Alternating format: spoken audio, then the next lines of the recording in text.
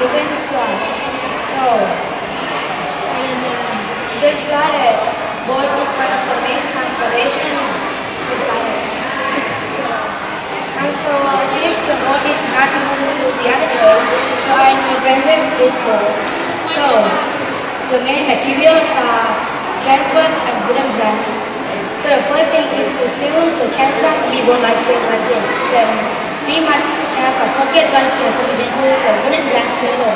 Then to connect four wooden planks together to make a floor. Then seal the wooden planks to the canvas. Then three, you put the wooden planks to each pocket on the side of the boat and you can just ignore.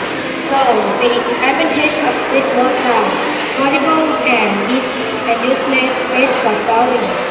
And this boat is better than inflatable boat because inflatable boat takes 30 to 60 minutes to fill up the air.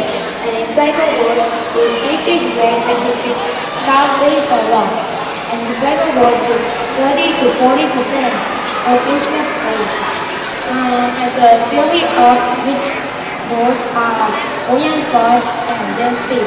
So density is the mass per one volume. More density means more mass per one volume, and less density means less mass per one volume. And if you have less density, it means that you have more buoyant force. So buoyant force is the force that comes from the mass that replaces the liquid. So more buoyant force means more higher chance that boat gonna float. So buoyant force goes opposite to the force that comes from the object. So the object force goes down and buoyant force goes up. So I'm gonna demonstrate to you how to disassemble it.